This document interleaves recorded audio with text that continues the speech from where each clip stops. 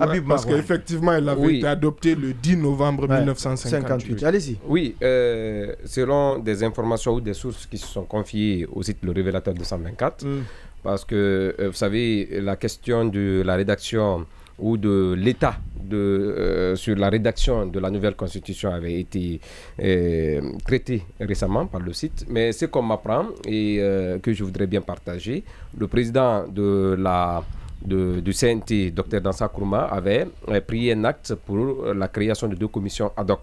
La première commission ad hoc portait sur la rédaction de l'avant-projet de la nouvelle constitution. La deuxième commission ad hoc portait sur la rédaction du code de l'avant-projet du code électoral.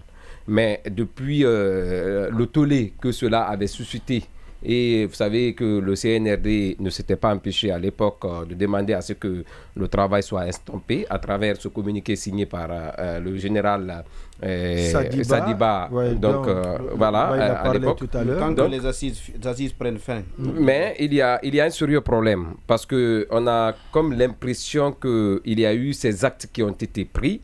Mais au fond, il y a un travail clandestin en catimini qui est en train d'être soupiré. On m'apprend de plusieurs sources qu'aujourd'hui, au niveau du CNP, pour être dans l'esprit ou dans le secret les plus gardés, il faut être encarté pour le CNRD ou bien sûr, selon des conseillers qui se sont confiés à moi. Mais ce qui est quand même paradoxal, c'est du fait que tous ceux qui ont été mis de côté ont cette étiquette de juriste rebelle ou pro-opposition.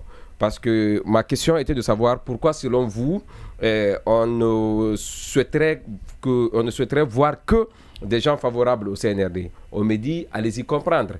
Pourtant, le CNRD, son président, au lendemain du coup d'État, avait dit que ni lui, ni les membres du CNRD, ni les membres du gouvernement, ceux du CNRD. Il y a une recommandation qui nous a échappé certainement, parce que moi, jusqu'à présent, je cours derrière le dernier rapport portant sur les assises nationales. Il paraîtrait que c'est extrêmement dit dedans que la candidature des autorités actuelles ne devrait pas se poser. Donc, ils sont des citoyens, ils peuvent être candidats.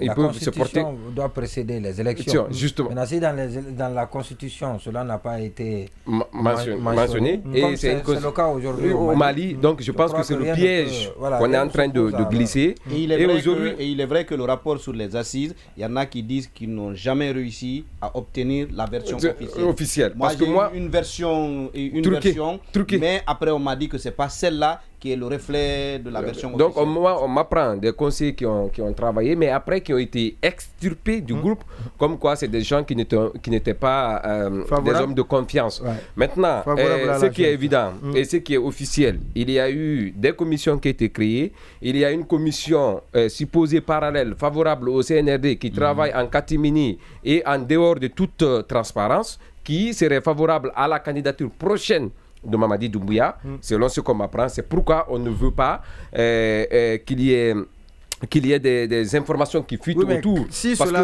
que le plus important... Est-ce qu'à ce niveau, quasiment, on peut parler quand même de la trahison? De trahison. Mais Mamadi a trahi depuis le début. Parce que ça, au moins, ça figure même la seule fois qu'il a été... c'est mon temps de parole. La seule fois qu'il a été sincère avec lui-même et avec le peuple, c'est quand il a capturé Alpha. Il a pris Alpha en captivité du palais où il y a eu cette bataille de Sékou Touré à la RTG. C'était l'homme vrai que les Guinéens avaient vu. C'était l'homme sincère mais après ça, ce n'est qu'un masque, c'est un homme qui est venu avec un masque qui nous a trompés sur toute la ligne. Il nous a trompés, il va nous tromper. Je pense que lui, c'est pas de sa faute. Non, quand on brandit le trophée que les gens veulent voir, c'est pour chercher l'adhésion. Justement. C'est pas le vrai. Voilà. Non, mais c'est ça, il est venu avec un masque. Mais je pense que pour cette fois-ci, l'histoire retiendra que tous ceux qui vont accompagner ce projet suicidaire seront tenus pour responsables. Aujourd'hui, on pensait qu'avant c'était seulement les chefs d'État. Non, c'est un président qui ne comprenait pas. Mais pour la prochaine fois, le jugement sera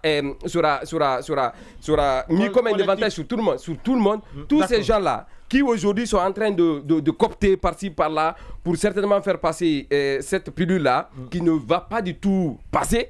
je pense qu'ils seront tenus devant l'histoire comme responsables de tout ce qui adviendra. On pense que encore le colonel, jusqu'à présent, jusqu'à preuve du contraire, moi je pense que c'est quelqu'un qui peut se rattraper, même s'il est mal entouré. Je pense que la sagesse va le rattraper et puis il va...